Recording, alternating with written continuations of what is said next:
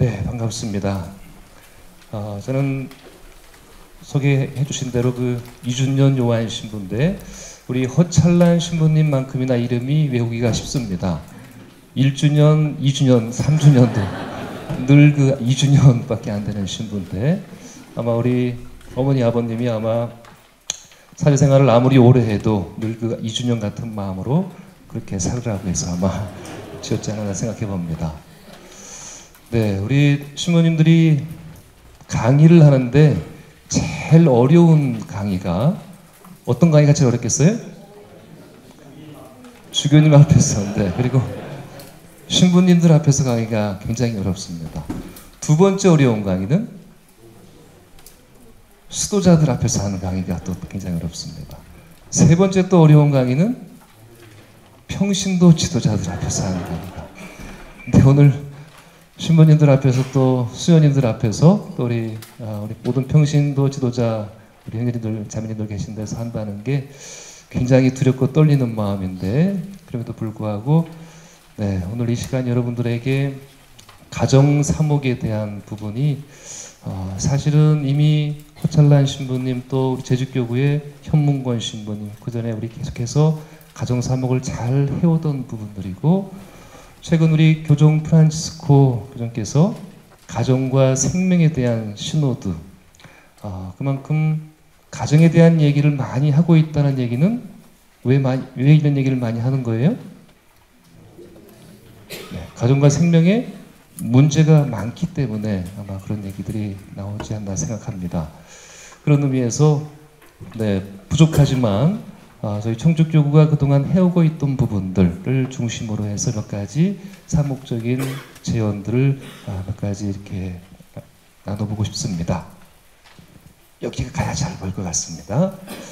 네, 일단은 그림을 조금 복고풍으로 골랐는데 잘 골랐다는 생각을 합니다. 뭐 대부분 이쪽의 세대가 더 맞으실 것 같은데, 네. 여기는 대부분 다 지도자들이 와 계십니다. 지도자들은 꿈을 경작하는 사람이다. 왜 그러냐면 꿈을 가진 사람이 희망을 가지고 있고 또 희망을 가진 사람이 열정을 가지고 있고 열정이 있는 사람에게는 끊임없이 또한 자기 성찰을 하기 때문에 자기 성찰을 하다 보면 또 새로운 꿈을 꿉니다. 그래서 사실은 꿈이 있는 사람, 비전이 있는 사람 주변으로 이렇게 사람들이 몰려다니기 마련이고 일도 더 재미있게 됩니다.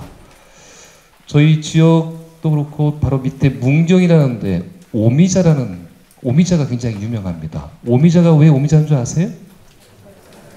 5가지 맛이 난다고 오미자인데 그래서 저도 그 맛을 듣고 우리가 뭘 하더라도 오미가 있어야 되겠다. 첫 번째는 음미가 필요하다.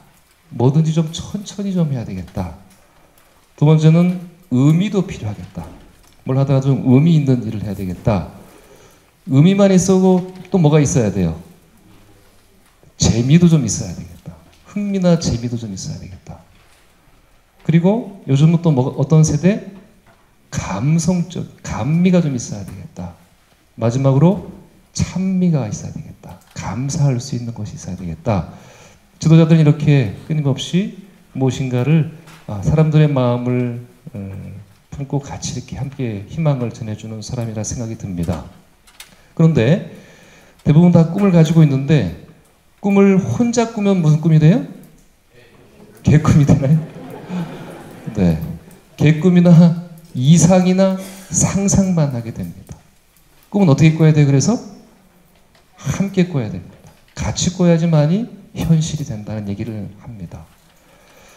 저는 오늘 굉장히 아름다운 모습을 보는 것이 여러분들 뒤에서 보니까 레크레이션 하는데 우리 신부님들과 수도자들, 평신도가 같이 함께 회의를 하고 또 이야기를 듣고 아마 이 자리가 우리가 주교님께서 생각하시는 그 꿈을 함께 공유하고 꿈을 함께 꾸면은 우리 교구의 사목적인 큰 현실이 되지 않을까 생각을 해봅니다. 이혼결합이라는 말이 있는데 그냥 한번 정해 본 겁니다. 이 비전이 있어야 되고 비전과 패션과 액션을 얘기를 합니다. 그러니까 그 꿈을 현실로 만들기 위해서 뭔가 명확한 비전도 있어야 될 것이고 또 거기에 따르는 열정도 있어야 될 것이고 또 행동도 뒤따라야 됩니다. 이 세 가지가 함께 가야지만이 무엇인가가 실제로 이룰 수 있다라고 얘기를 많이 하는데 비전에 대한 얘기는 우리가 다 너무나 잘 알고 있습니다. 저는 특별히 우리 신영복 교수라고 감옥으로부터의 사색이라는 편지 다들 보셨죠? 거기에서 20년 동안 감옥에 있으면서 어린 조카들에게 쓴 편지 내용이 저에게 딱 와닿은 게 있었습니다. 어떤 내용이냐면 너희는 거기 토끼와 거북이 얘기를 합니다. 너희들은 토끼같이 자만하지 마라. 그 얘기는 다들 뭐 끄떡끄떡거리는데 거북이같이도 살지 말라는 얘기가 저한테 딱 와닿았어요. 거북이가 뭘 잘못했나요?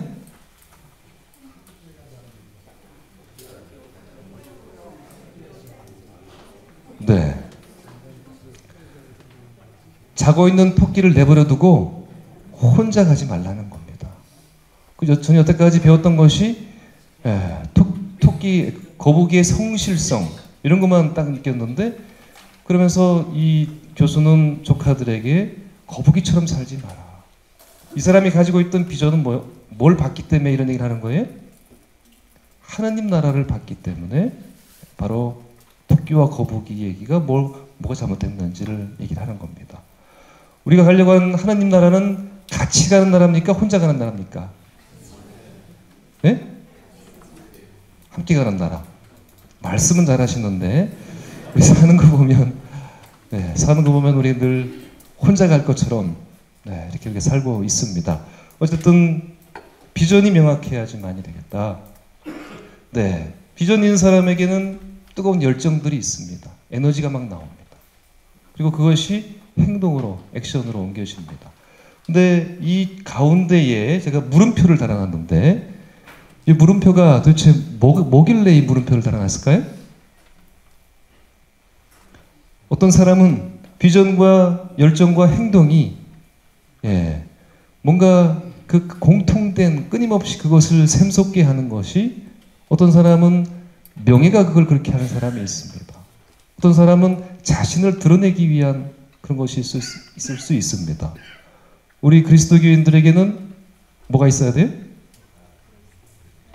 예수님이 저기에 딱 중심이 돼야 되고 제가 보기에는 바로 그것이 미션이라는 생각을 합니다. 이게 바로 파견이고 이게 선교여야 되지 않을까 생각을 해봅니다.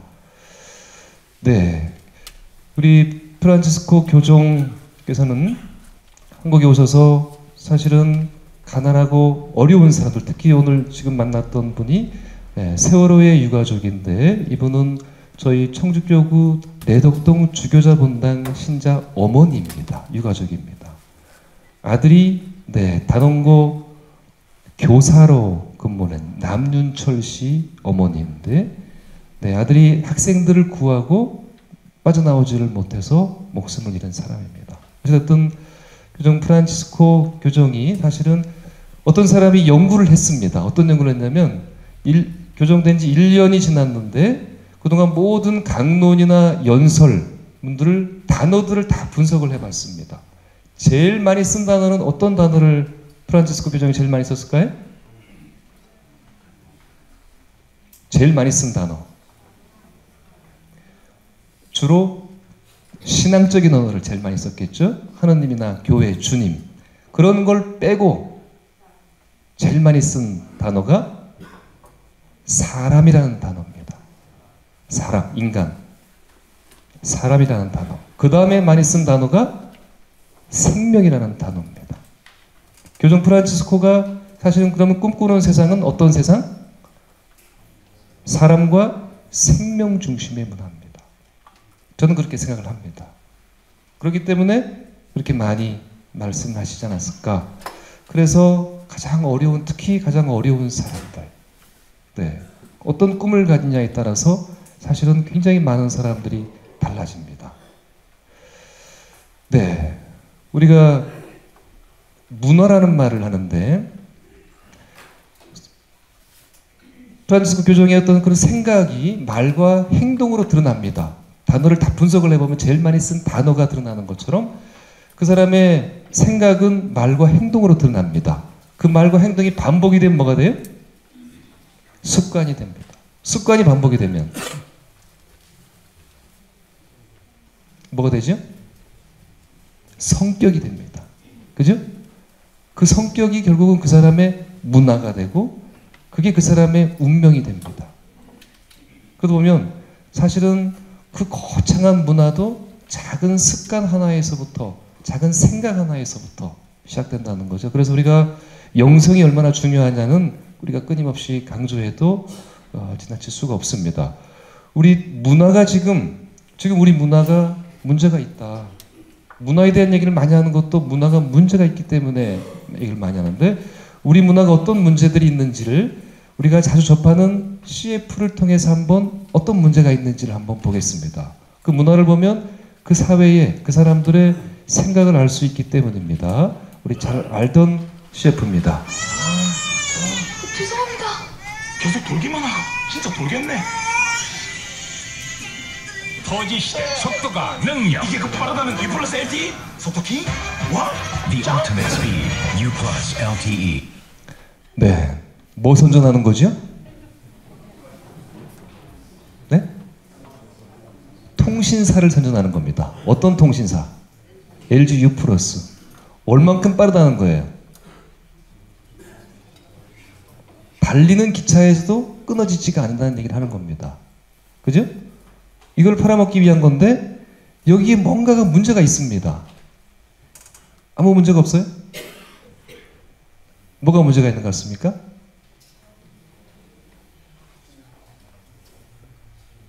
네.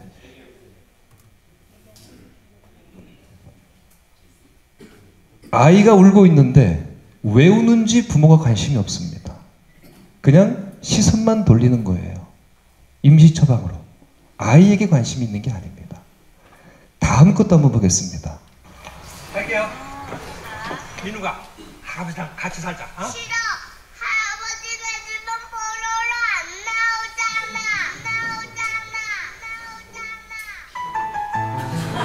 나오잖아. 손자를 보내고 싶지 않다면 SK BTV로 바꿔라. 오직 BTV에서만 뽀로로, 로보카폴리, VOD 서비스. SK 브로드밴드. 민우가 집에 안 가? 샤워할 거야. 바둑을 봐야 되는데. 네. 이것도 우리가 많이 본 CF입니다. 여기는 뭐 팔아먹는 거예요? SK 브로드밴드라고 BTV, BOD TV를 팔아먹는 건데 여기도 뭐가 문제가 있습니다. 뭐가 문제가 있는 것 같아요? 아무 문제가 없지 그냥 우리가 다 무심코 무의식적으로 다 본 건데 뭔가가 문제가 있어요. 손자와 할아버지와의 만남이 이렇지 않다는 거예요. 전통적으로 어떻게 만나요? 여러분들 손자 만나면 어떻게 만납니까? 볼을 쓰다듬어 주든가 안아주든가 그렇게 만나지 이렇게 할아버지 집에 뽀로로 나오냐 안 나오냐로 다 치환해버리지 않는다는 겁니다. 가족을 은연중에 해체시키고 있다는 겁니다. 그것을 우리가 무의식적으로 주입받고 있다는 거예요. 네. 이 영상은 사실은 제가 특정한 회사를 광고하려고 한 의도는 없습니다. 그런데 여기에는 뭔가 우리나라과는 조금 다른 뭔가가 있는 것 같은데 한번 보겠습니다. 이것도. Oh, when you smiling, when you smiling, the whole world smiles with you. 여기는 뭐 팔아먹는 거 하는 거예요? 아이폰 핸드폰을 팔아먹는데 얼만큼 빠르다는 거예요? 화상통화를 해도 페이스타임을 해도 끊어지지 않는다는 겁니다.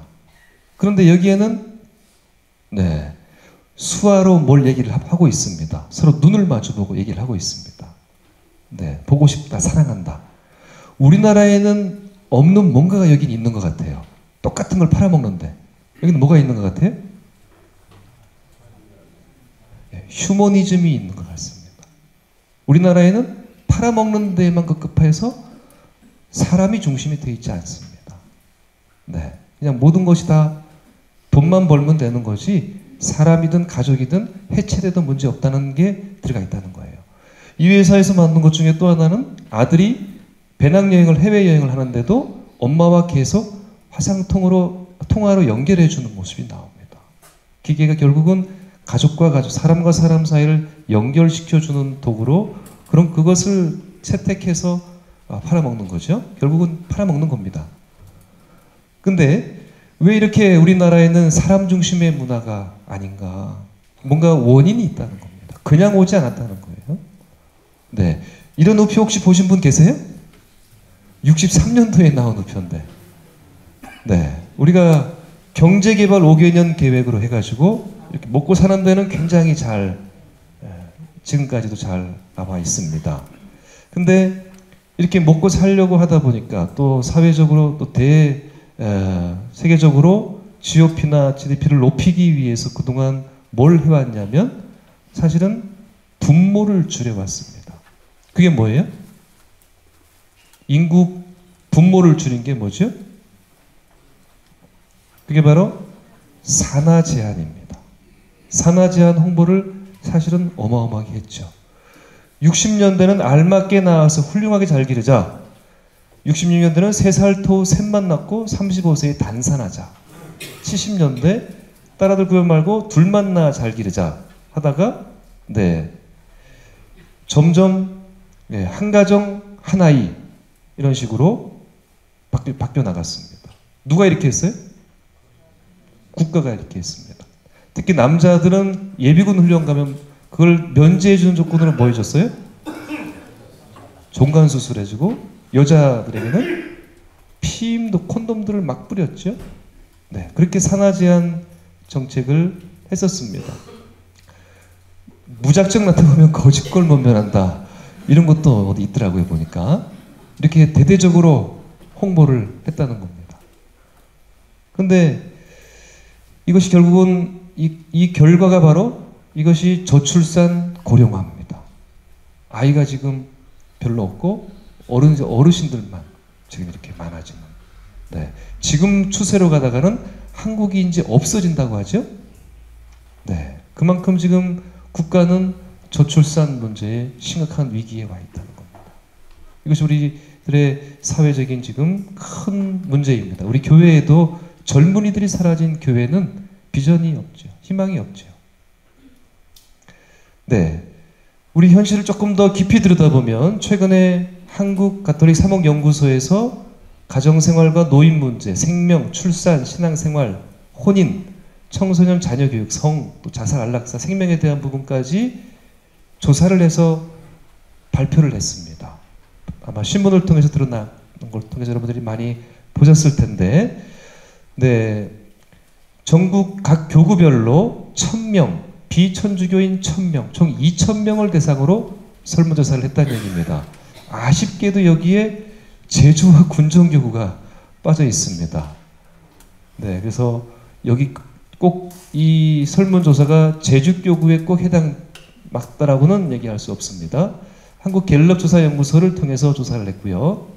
가정 내에서 가장 심각한 문제를 경제적인 어려움, 가족 간의 대화 부족과 무관심, 자녀 교육 문제, 가족끼리의 갈등 등이 순서대로 이렇게 나왔고요.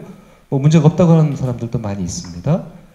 가족 간 대화 빈도는 네, 10분 이상에서 30분 미만이 가족끼리 그나마 대화를 제일 많이 하더라. 대화를 많이 하는 것도 중요하지만 대화 내용도 굉장히 중요합니다. 어떤 사람이 이걸 또 연구를 했는데 요즘 가족에서 제일 많이 하는 대화를 무슨 소리를 제일 많이 내는 줄 아세요? 잔소리가 압도적으로 1위를 하더랍니다. 네. 그 다음에 나오는 대화가 정보의 대화. 정보 전달만 하고 있는 겁니다. 조금 더 괜찮은 대화는 무슨 대화를 하는 것 같아요? 느낌에 대한 대화, 감수성 대화. 그나마 조금 더 영적인 수준 높은 대화는 영적인 대화. 우리 신자들이 또 용서한다, 사랑한다 이런 얘기들. 네, 어쨌든 중요한 건 대화도 그만큼 많이 하지 않는다는 얘기입니다. 맞벌이 여부는 2003년에 비해서 점점 굉장히 10% 정도가 증가하고 있는 추세입니다. 맞벌이 부부의 자녀 교육 분담은 아내가 주로 하고 남편이 일부 분담한다는 것이 최고로 나와 있고요. 아내가 전적으로 한다도 14.7%. 중요한 것은 천주교 신자나 비신자나 별 차이가 없다는 통계 현상들입니다. 또 중요한 것 중에 하나가 성매매, 성의 상품화 심각성은 거의 비슷한데 매우 심각하다가 30%, 대체로 심각한 편이다 60.4%니까 거의 90%는 지금 성매매, 성상품화가 심각한 지금 지경에 와 있다. 이 얘기입니다. 이 얘기는 오후에 저녁 때 두 번째 시간에 더 구체적으로 자세하게 설명을 드리겠습니다.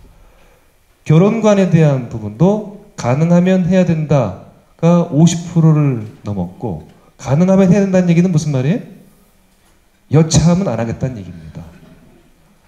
꼭 해야 된다가 천주교 신자들은 한 19.6%, 꼭 해야 할 필요가 없다도 26.4%, 비신자는 30%까지 점점 혼자 사는 사람도 많아지고 있다는 거예요. 유아 세례에 대한 견해는 조금 더 충격입니다. 2003년도에는 59% 정도가, 60% 정도가 자녀가 낳으면 유아 세례를 해야 된다고 했는데 이번에 결과는 48%, 10%가 더 떨어졌습니다.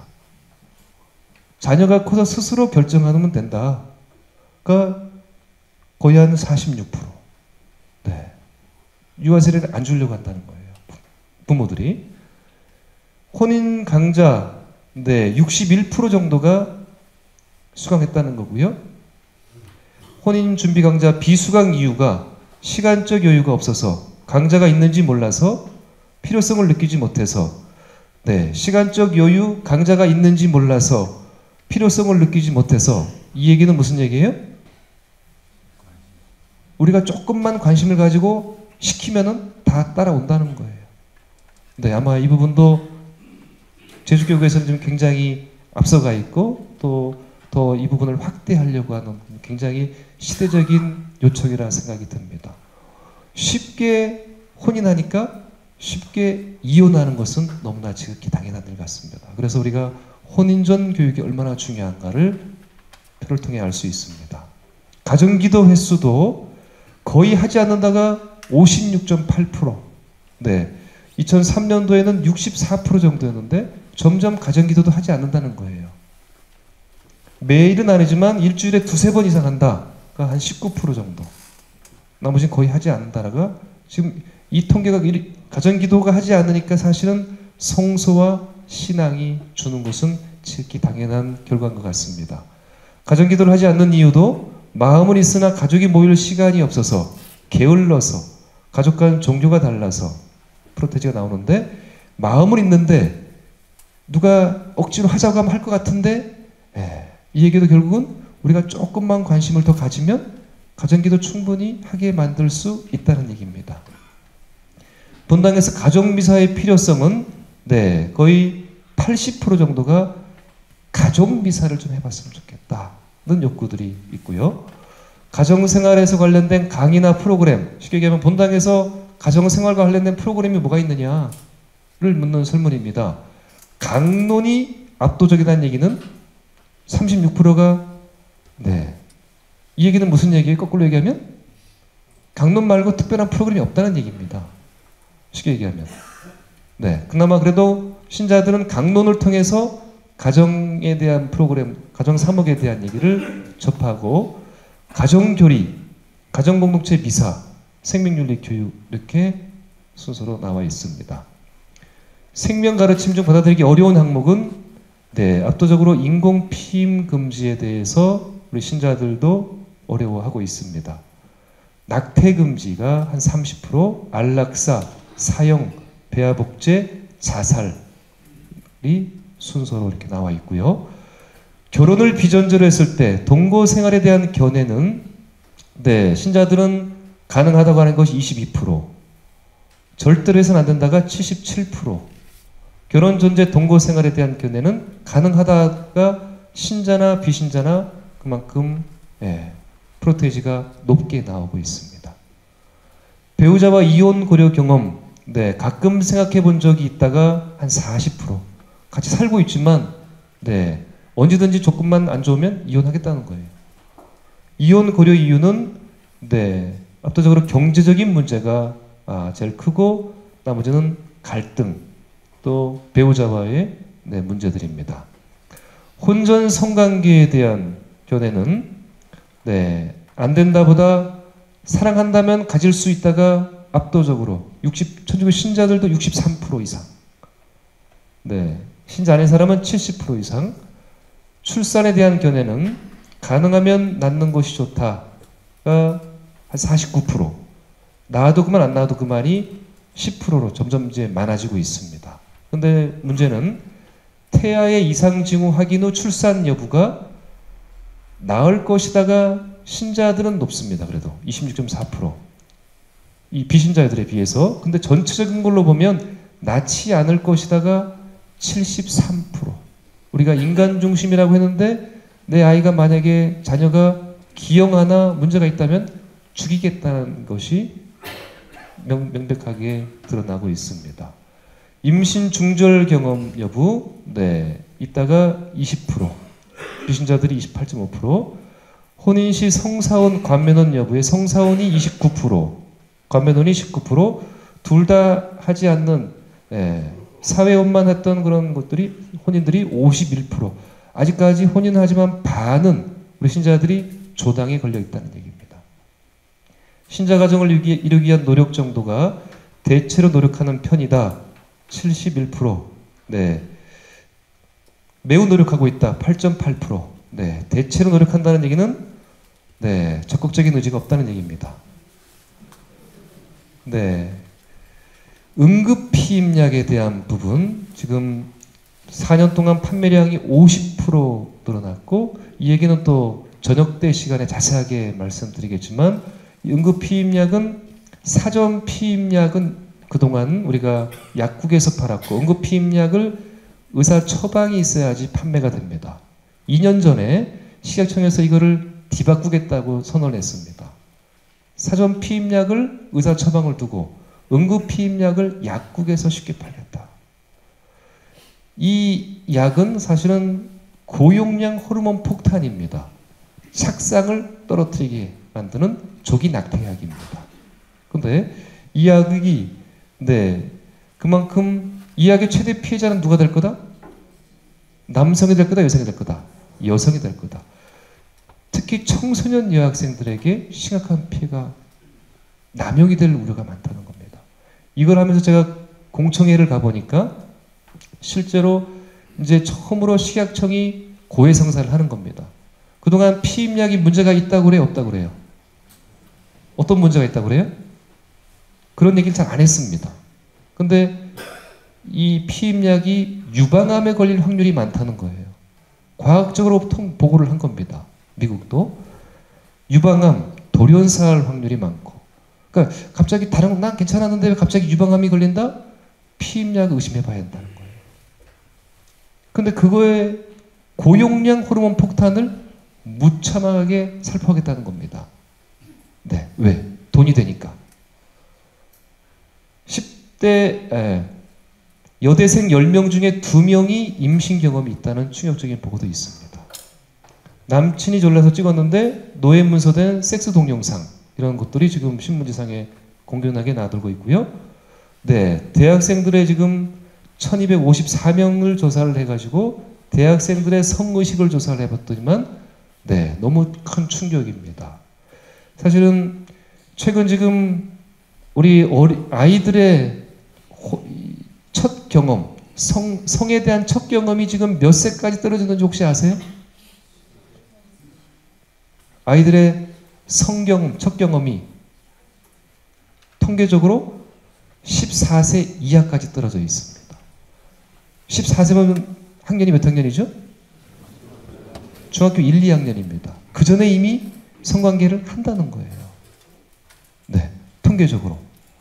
이것이 지금 심각한 통계입니다. 그래서 우리 교회에서 얘기하는 정결, 순결, 이런 말이 도대체 그냥 고리타분한 얘기냐. 지금 생명은 굉장히 심각할 만큼 위기에 와 있습니다. 우리 교회에도 일반 상업은 이 콘돔을 팔아먹기 위해서 의도적으로 묵주 반지를 딱 끼고 광고에 노출시킵니다. 천주교에서도 마치 공인하고 있는 것처럼 새로운 생명 운동인 것처럼.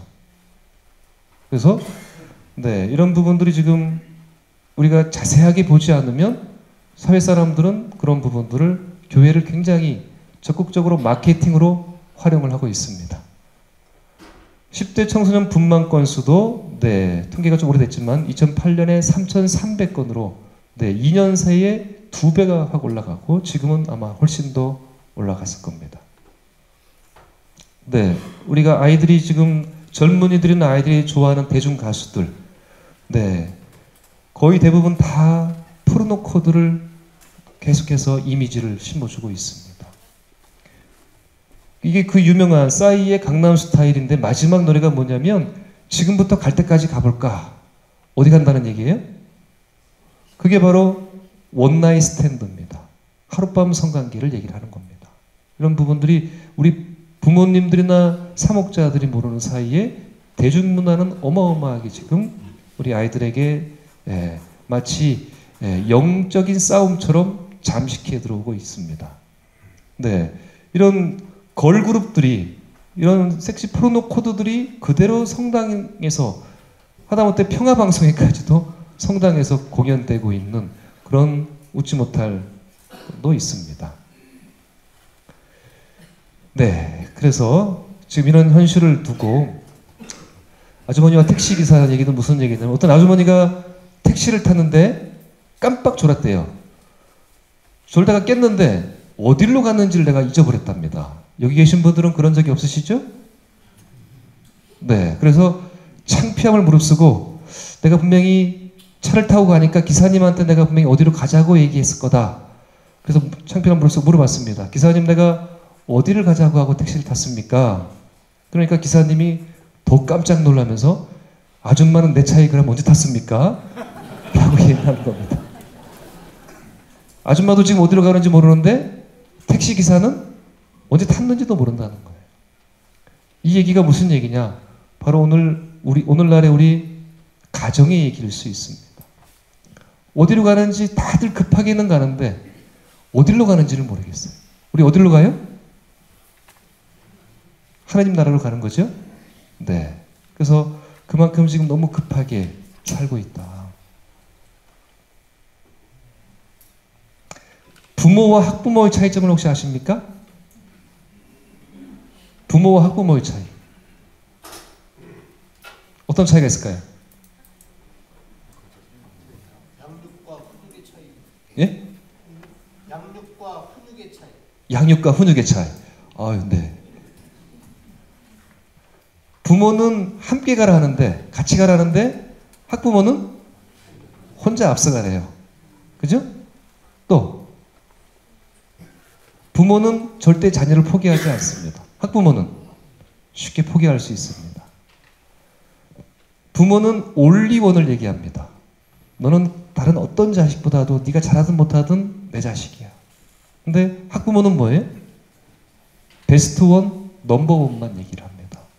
이것이 지금 우리 사회, 또 가정의 부모와 학부모의 교육 제도가 그만큼 우리 사회를 줄 세우기 하고 있는지도 모르겠습니다. 어쨌든 그만큼 치열한 경쟁 속에서 사람이 사람답게 또 인간이 인간답게 살 수 있는 그런 환경들이 지금 굉장히 어려운데 이 사진을 보니까 평상시 할아버지가 할머니 손을 자주 잘 잡아줬을까요? 안 잡아줬을까요?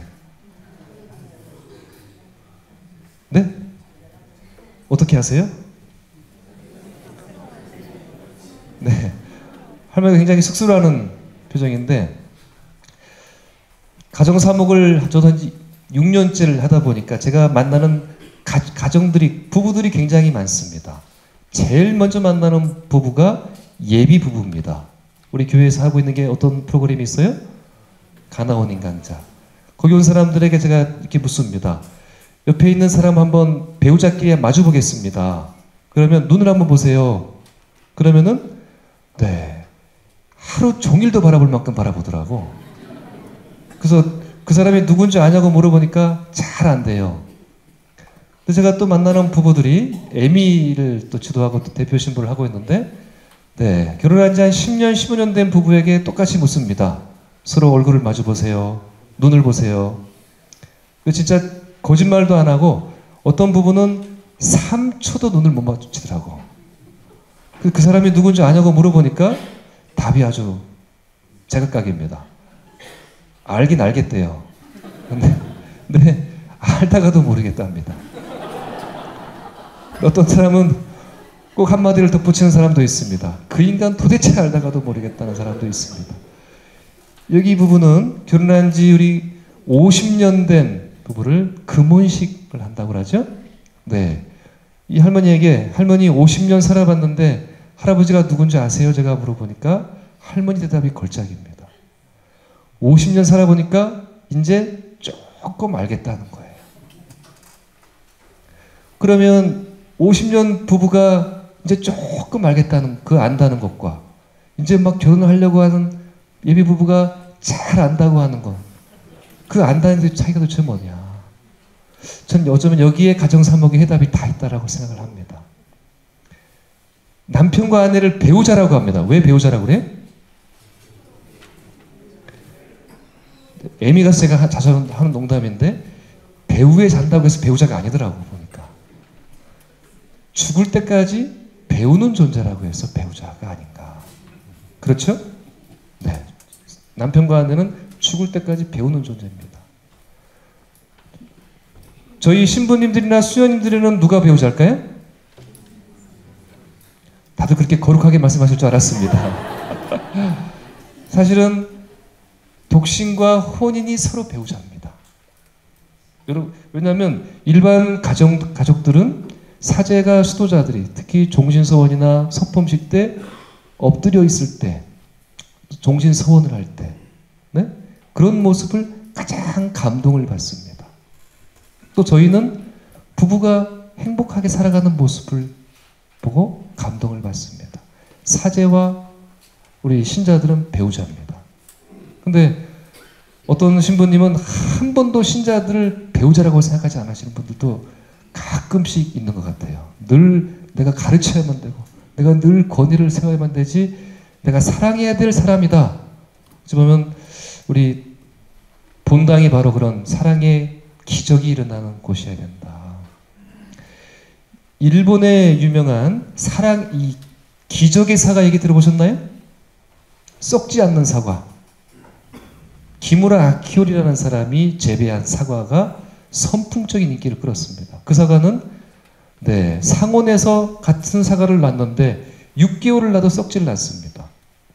무농약 사과입니다. 약을 안 치고 재배를 한 사과예요. 그래서 이 사과는 판매 개시 3분 만에 다 동의할 만큼 유명한 사과인데 이 사과가 개발되기까지 무려 10년이 걸렸습니다. 처음에는 약을 안 치니까 어떻게 돼요? 병충해가 일어나가지고 쫄딱 망했습니다. 3년, 4년, 5년째 다 계속 망하는데 그나마 이 사과를 키우려고 성공할 수 있었던 힘이 아내와 자식들이 네, 아버지의 신념이 이제 가족의 신념이 된 겁니다. 그런데 그렇게 다시 힘을 내서 또 해봤는데 또 쫄딱 망했어. 아예 꽃도 안 피는 거예요. 이 사람이 너무 큰 절망이 들어서 이제 죽으려고 어디를 갔냐면 산에 올라간 겁니다. 목을 매려고. 산에 누워가지고 보니까 도토리 나무가 싱싱하게 커 있는 거예요. 쟤는 약도 안 줬는데.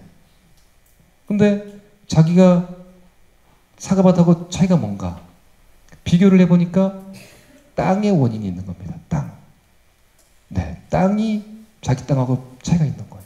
그래서 이 사람이 땅을 갖다가 이제 관심을 가지고 그 땅에 그냥 잡풀도 그대로 내버려 두고 땅을 푹신푹신하게 하니까 약을 안 쳐도 무농약 사과가 성공을 했습니다. 근데 그렇게 해서 10년이 걸렸는데 이 사과가 어떻게 해서 나오게 됐냐? 아내가 바로 네, 농약 알레르기가 있었던 거예요. 결국은 10년간의 그 절망이 그 힘이 어디서 나왔느냐? 아내에 대한 사랑에서 나왔다는 겁니다. 네, 이렇게 누군가를 사랑하는 데는 우리가 잘 알고 있는 것처럼 기적의 힘이 일어납니다.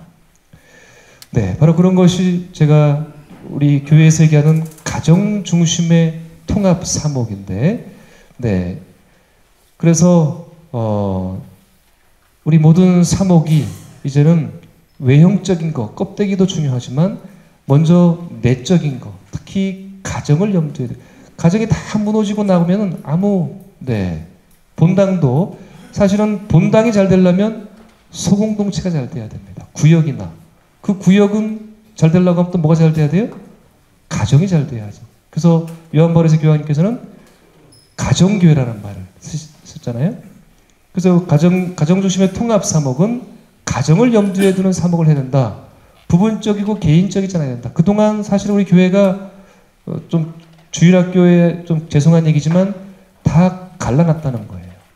엄마 따로 아빠 따로, 부모 따로 아이 따로, 가족이 함께 가정 안에서 체험한 하나님을 만나지 못하게끔 교회가 그렇게 갈라놨다는 겁니다. 본당의 모든 행사 프로그램도 다 따로따로 하고 있다는 거예요.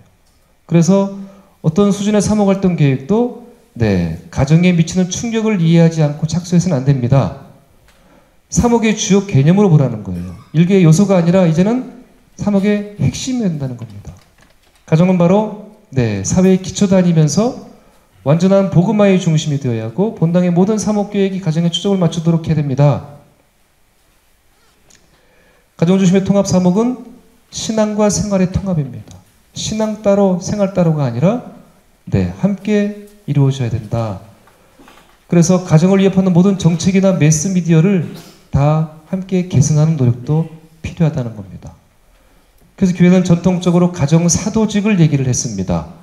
예언자직, 가족에서 부모가 신앙 전수를 어떻게 할 거냐, 가정 기도를 어떻게 활성화할 거냐, 가족 봉사를 어떻게 할 거냐, 가정 사도직의 주체는 바로 가정이어야 된다. 교회가 어떻게 뭘 해가지고 하는 것이 아니라 가정 스스로가 변화되어서 복음화되어서 그 가정이 어려운 이웃 가정을 케어하고 돌보고 봉사해야 된다. 이런 얘기고요. 최근 3년 동안 광주대교구가 가정 복음화에 굉장히 많은 관심을 가지고 거기에 드러난 설문조사를 보니까 신자들의 욕구는 가족 봉사를 마련해 주어야 31.5%가 굉장히 압도적인 숫자로 본당 안에서 가족 봉사할 수 있는 여건들을 만들어 달라는 얘기고요. 가족 단위 신앙 프로그램이 필요하다. 가족 상담 프로그램이 필요하다. 사제 수도자와의 상담. 우리 한국 조사와는 조금 좀 다르게 나타났지만 특히 20대에서는 가족 단위 봉사, 30대에서는 가족 미사, 40대에서는 부모 자녀 관계 프로그램들에 대한 욕구들이 이렇게 됐고요. 그래서 사실은 가정 사목은 어디서부터 시작이 되냐면 태교에서부터 시작이 돼야 됩니다.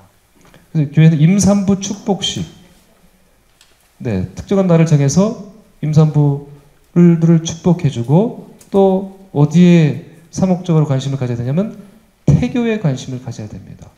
태교에 대한 교육의 장 마련이 시급하다. 이미 개신교에서는 굉장히 많이 태교에 관심을 가지고 젊은 부부들을 위한 욕구들을 분석해서 그들에게 태교를 뱃속에서부터 이미 시키고 있다는 거예요. 산부인과 의사들 또 인성이나 생명교육을 나중에 커서가 아니라 이미 뱃속에서부터 부모들부터 시킨다는 겁니다.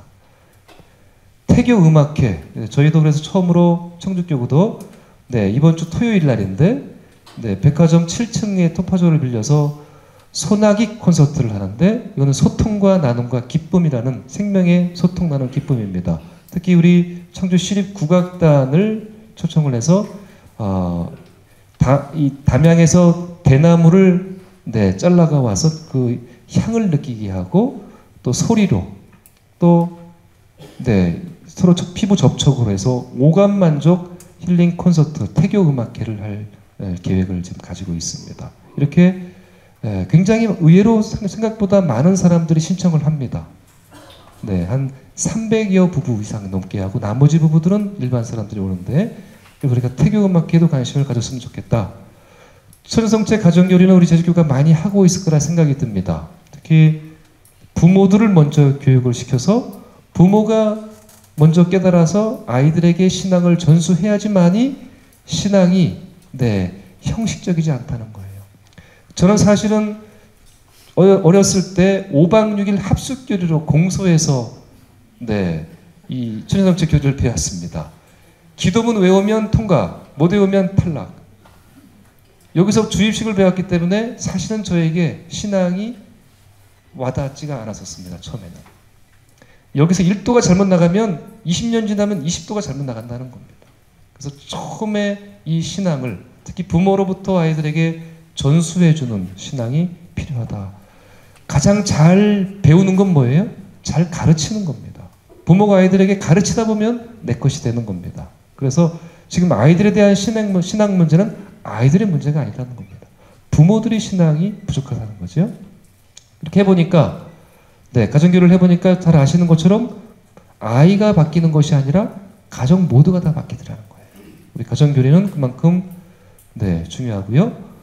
혼인 강좌는 사실은 저희가 제주교구에 배워야 될 겁니다. 이 혼인 전 교육의 중요성은 아무리 강조해도 지나치지 않는데, 근데 저희 교구가 지금 준비하고 있는 것은 혼인 전 지침서를 준비를 하고 있습니다. 혼인 전 교육은 교구만의 일이 아니다는 거예요. 혼인 전 교육은 누가 시켜야 되는 거죠? 누가 시켜야 돼요? 네. 교회 문화는 먼 준비, 중간 준비, 가까운 준비를 구분합니다. 먼저 먼 준비서부터, 어쩌면 태교에서부터 시켜야 되겠죠? 부모들이 먼저. 그 다음에 본당에서부터. 그리고 가까운 준비는 마지막에 가나혼인 강좌는 가까운 준비에서도 가장 임박한 혼인 전 교육이라는 거죠. 그거가 아무것도 없는 상태에서 가나혼인 강좌, 그나마 그거라도 강화하지 않으면 어렵다는 겁니다. 그래서 이런 지침서를 통해서 부모가 뭘 준비해야 되는지, 본당에서 뭘 준비해야 되는지에 따르는 지침서가 시급하다. 네, 저희 교구에도 보니까 가나 혼인 강좌를 받은 사람, 또 네, 혼인 성사수와 비교했을 때 아직 반도 안 되게끔 혼인 강좌를 수료하지 않는다는 통계입니다. 네, 우리 여기 아버지 학교, 어머니 학교 하고 있는 것처럼 저희도 아버지 학교, 어머니 학교 하고 있는데, 특히 겉은 화려해 보이지만 아빠, 엄마들이 알고 보면은 너무나 자기 자존감이 너무 낮다는 겁니다. 왜냐하면 그동안 줄 세우기를 했고 경쟁을 사회했기 때문에 거기에 뒤처져 있는 내 모습들을 통해서 자존감이 너무 낮기 때문에 우리 아버지들, 어머니들에 대한 치유가 필요합니다. 그것이 바로 우리 최근에 나온 우리 아버지 학교, 어머니 학교. 우리를 치유해 주는 분은 결국은 예수님이 치유해 줍니다. 왜냐하면 성경에 많은 병자들, 네, 눈먼 봉사. 눈먼 봉사가 결국은 영적으로 본다고 한다면 자기밖에 모르는 아나무인격인 사람이죠. 병자들이 어떻게 치유받는가의 모습을 통해서 우리 아버지 학교, 어머니 학교를 통해서 네, 자존감을 회복할 수 있는 프로그램들입니다. 네, 이렇게 아버지 학교가 끝날 때 항상 가족이 다 같이 와서 파견 미사를 함께하고 편지를 주고받으면서 가족이 함께하는 프로그램으로 가정중심 통합사목으로 이렇게 구성을 하고 있고요. 네, 가정성화부장, 생명운동부장에 대한 연수는 계속해서 해야 됩니다. 우리 아마 제주교구에도 가정성화부장들 또 분과가 있겠지만, 네, 저희 교구도 어떤 문제가 있냐면 가정성화부장님이 그 본당의 가정에 대한 부분을 많이 책임져임에도 불구하고 어떤 단체에만 하면은 잘 하는 것처럼 그렇게 되고 있습니다. 그래서 자주 연수를 해서 그분들이 뭘 해야 되는지를 계속해서 관심을 가져야 되고요. 네, 노인 행복 피정도 이번에 해보니까 노인 행복 피정을 아버지 학교와 비슷하게 해보니까 어르신들이 너무너무 좋아하는 겁니다. 자기는 이런 프로그램을 처음 해봤다는 거예요. 그 얘기는 무슨 얘기냐면 노인들에 대한 그동안 우리 관심을 많이 갖지 못했다. 그래서 지금은 노인들이 많기 때문에 앞으로는 노인 주일 학교를 해야 되지 않을까 할 만큼 노인들도 욕구도 많고 다양한 프로그램들이 아마 개발될 수 있을 거라 생각이 듭니다. 네. 노인 행복 피정을 통해서 우리 어르신들이 1박 2일 동안 굉장히 많이 했었고요. 네, 요즘은 캠핑도 굉장히 많이 가족사랑 행복 캠핑도 했는데, 네, 캠핑의 원이 어디서 오는 것 같아요? 저는 제가 보기에는 캠핑은 탈출기에서부터 왔지 않나 생각을 합니다. 그래서 저희는 그래서 캠핑을 하면서 서로 가족들끼리 서로 탈출기에 이 파스카 체험을 할 수 있게끔 프로그램을 화시키는 겁니다. 그래서 그런 캠핑을 해보라는 거예요. 가정 안에서 가족 대화를 통해서도 그렇고 그런 파스카를 체험할 수 있는 캠핑을 우리 교회가 조금 더 보급해야 되겠다. 앞서가야 되겠다. 네, 다양한 그런 아빠 요리 경연대회라든지 파스카 이 음식 체험도 해봤고요. 성가정 축복장을 통해서 저희 청축교구는 1년에 각 본당에서 한 가정씩을 나름대로 이렇게 룰을 정해가지고 성가정이 되는 부부를 갖다가 주교님이 축복장을 주는 프로그램도 있습니다. 네, 그동안은 쭉 이렇게 저희가 하고 있는 걸 냈고요.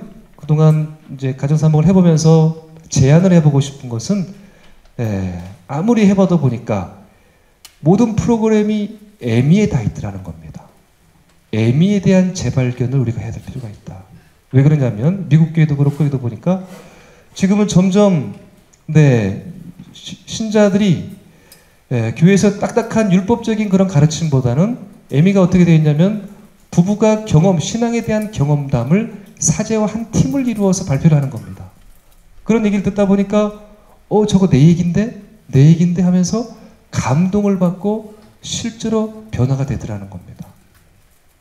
믿지 않는 사람들도 변화가 되더라는 겁니다. 오지 말라고 해도 옵니다.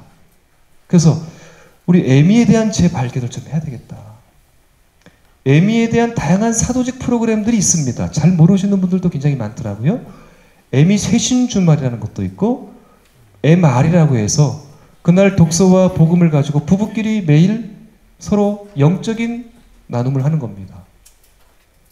참부모 1, 2, 3라고 하는 것이 개발되었는데 참부모 3는 최근에 나온 건데 굉장히 모든 신자들에게 감동을 줍니다. 왜냐하면 생활 속의 신앙 체험담을 얘기하는 거기 때문에 이 안에서는 사제와 평신도도 따로 구분되지 않습니다. 한 성사적으로 인격적으로 한 팀으로서 신자들에게 체험담을 얘기를 하는 겁니다. 사랑의 언어라는 프로그램은 30대 젊은 부부들에게 굉장히 잘 호응이 되고요. 본당은 우리라는 프로그램도 있습니다. 본당 신부님들과 사목위원들의 적극적인 관심들이 필요하다는 거예요. 이런 좋은 프로그램들이 개발되어 있는데 이것이 본당에서 얼마만큼 활용되고 있느냐. 혼인정 교육에 대한 강화는 아무리 강조해도 지나치지 않다고 말씀드렸습니다. 우리 제주교구가 그런 부분에서는 가장 앞서가고 있습니다. 사목위원들에 대한 관심과 역할 분담이 필요합니다. 우리 제주교구가 어떻게 사목회 임원들로 구성되는지 모르지만 저는 개인적으로 본당을 가면서 사목위원들을 15명 이상씩을 둡니다. 거기에 가정 전문가들, 특별히 평신도들 전문가들을 위원으로 두습니다. 그래서 우리가 페어플레이 해야 됩니다. 사실은 평신도 단체에서 가장 우리 한국교회에 이렇게 문제가 이렇게 있던 것이 무엇 때문이냐 원인 중에 첫 번째를 무조건적인 순명이라고 합니다. 그냥 신부님들이 그냥 가는 대로 갔다는 거예요. 근데 어떤 부분은 회의를 통해서 정식으로 이런 부분들은 우리 가정에 맞지 않습니다. 오늘날. 그런 부분들을 소통을 할 수 있는 기구가 필요한데 그것이 바로 사목회입니다. 사목회를 통해서 결정 난 거에 대해서는 순명해야 됩니다. 하지만 그런 어떤 소통의 장을 통해서 정확하게 지금 우리 가정에 대한 문제점들, 본당에 대한 문제들을 갖다가 우리가 다양한 특히 가정 사목에 대한 조언들을 할 수 있게끔 우리 사목위원들을 그런 가정 사목의 전문가들로 구성해 주시길 부탁드리고요. 주기적인 교육과 의견 소통의 장이 필요하다는 겁니다. 사목위원들도 어떤 교육들을 연수를 해야 되겠죠. 통합 사목에 대한 안목이 필요합니다. 생애 주기별로 어떤 데는 아버지 학교만 중요하다고 하고 여기는 가나 혼인 강자만 중요하다고 하고 여기는 애미만 중요하다고 하고 다 자기들 것만 중요하다고 하는 거예요. 우리는 가정 사목을 전체로 통합을 해서 요때는 가나 혼인 강자, 요때는 아버지 학교, 요때는 어머니 학교, 요때는 애미, 그리고 요때는 노인 프로그램. 생애 주기별로 같이 가야 된다는 겁니다. 그래서 애미 갔다 온 사람들은 다 아버지 학교라고 하고 아버지 학교 갔다 온 사람들은 다 애미를 체험하게끔 하라고 얘기를 해야 됩니다. 그것이 안 되면 서로 힘 낭비, 돈 낭비를 하고 있는 겁니다. 네. 그런 부분에서 저는 이제 우리 제주교구는 애미와 가정사목이 저는 분리될 수 없다라고 생각을 합니다. 저는 그래서 가정사목국을 처음 맡으면서 들어가면서 주교님께 부탁을 드린 게 애미를 제가 당연직으로 할 수 있게끔 도와주십시오. 왜냐하면 애미를 빼고 어떻게 가정사목을 할 수 있겠습니까? 부부를 빼고. 그래서 그래야지만이 잘못하면은 아버지 학교, 어머니 학교 하다 보면은 애미가 다 죽게 되는 겁니다. 서로 프로그램들이 충돌이 되기 때문에 가정사목이 커질수록 애미가 자꾸 줄어든다. 그래서 통합사목에 대한 안목을 키웠으면 좋겠다. 가정사도직에 대한 교육이 필요합니다. 특히 예언직, 사도직, 왕직, 가정사도직의 주체는 가정이어야 된다는 거예요. 가족들이 서로 더 어려운 가족에게 교육할 수 있도록 프로그램들은 많이 개발될 수 있습니다. 가족 레크리에이션, 가족 캠핑, 가족 피정, 가족 성경 암송 및 퀴즈 대회, 가족 봉사 및 체험 수기. 최근에 제가 보니까 마술 학교를 한번 해봤는데 하려고 계획 중인데 의외로 자녀들이 아빠가 마술하는 거에 굉장히 좋아하더라는 거예요. 마술 학교, 또 태교 학교, 그리고 또 음악회, 이런 가족이 함께 할 수 있는 프로그램들이 본당에서도 많이 개발되기를 희망합니다. 가정분과위원회 역할과 사명은 주기적인 연수와 간담회를 통해서 사례 개발을, 어느 본당이 뭐가 잘 되는다, 그런 사례 개발들이 많이 필요하다는 겁니다. 마지막으로 우리 프란치스코 교종 눈 맞춤, 손 잡아주고 눈 마주쳐주고, 그것만으로도 우리한테 많은 감동을 줬습니다. 제가 최근에 미혼모 어머니 학교를 하다 보니까 이 눈 맞춤이 얼마나 중요한가를 깨닫게 됐습니다. 왜냐하면 인간은 0세부터 6세 때까지 뇌가 다 발달한다는 거예요. 그래서 조기교육이 중요하다는 얘기를 많이 하지 않습니까? 근데 뇌는 자극을 받아야지만이 발달한다는 겁니다. 이게 뇌 가소성의 원리라는데, 근데 이 자극 중에 가장 큰 자극이 엄마 아빠와 아이와의 눈 맞춤이라는 거예요. 엄마 아빠가 아이와 눈 맞출 때 아이가 방그르르 웃으면서 호르몬이 나온다는 거예요. 그 호르몬도 밝혀졌습니다. 옥시토신이라는 호르몬까지. 그래서 그것이 점점 뇌가 발달한다는 거예요. 인성적인 거, 행복에 대한 거 다 발달한다는 겁니다. 그래서 우리가 볼 때 집안 내력이다, 또 사이코패스도 이래서 어떤 그 원인이 여기서 드러날 수도 있습니다. 그러고 보면 눈을 마주쳐 주는 거 굉장히 저는 중요하다. 그래서 우리 이것이 바로 사람 중심의, 인간 중심의 문화를 만들어가는 가장 중요한 것은 눈을 마주쳐 주는 것부터 시작이 돼야 되지 않을까. 우리 신부님들이나 평신도 지도자들, 또 수녀님들이 본당에서 신자들 눈 마주쳐주고 손만 잘 잡아줘도 신자들은 어마어마한 에너지가 나올 거라 생각이 듭니다. 우리 그런 의미에서 한번 옆 사람 보면서 서로 눈 마주치면서 인사 한번 해보겠습니다. 안녕하십니까?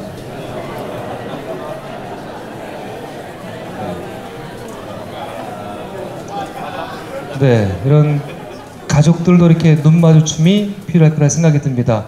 이상으로 첫 번째 강의는 마치도록 하겠습니다. 감사합니다.